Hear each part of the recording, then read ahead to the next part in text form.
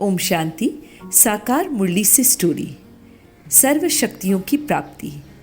एक गांव के एक ब्राह्मण परिवार में दो बेटे थे। बड़े का नाम वेद प्रकाश तथा छोटे का नाम बजरंगी था। वेद प्रकाश ज्ञान मार्ग में चलता था और बजरंगी भक्ति मार्ग में विश्वास रखता था। वेद प्रकाश सवेरे सवेरे 3 से 4 बजे उठकर परमात्मा को बाबा कहकर बड़े प्यार से याद करता था। उसका परमात्मा के साथ सच्चा लव था और वह उन्हें ही अपना पिता मानता था। वह जानता था कि अविनाशी बाप यानी परमात्मा से अविनाशी वर्षा यानी प्रॉपर्टी मिलता है। उसके चेहरे पर सदा खुशी और सुख छलकता था।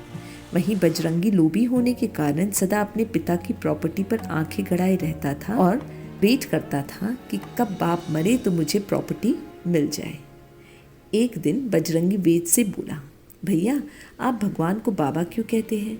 मैं भी भगवान का जप करता हूँ, फिर भी मुझ में आप जैसी शक्ति नहीं है।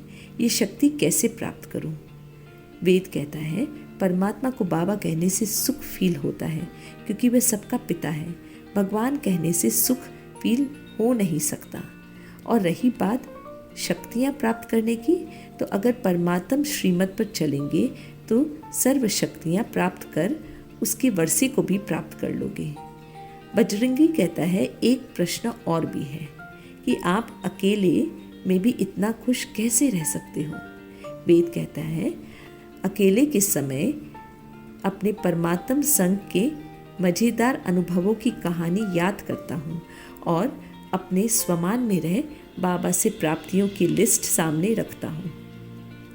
वेद की बातें सुनकर बजरंगी भी वेद को फॉलो कर परमात्मा को दिल से कंपेनियन बना, उसके साथ कंबाइंड हो सर्व संबंधों के स्नेह का रस अनुभव करने लगा। उसे समझ आ जाता है कि मन मना भवा होना ही मनोरंजन है। अब उसे भी अविनाशी शक्तियाँ प्राप्त होने लगती हैं। इस कहानी से हमें ये शिक्षा मिलती है कि बाप की श्रीमत प्रमाण जी हाजिर करते रहो तो सर्व शक्तियाँ प्राप्त हो जाएगी। अच्छा, ओम शांति।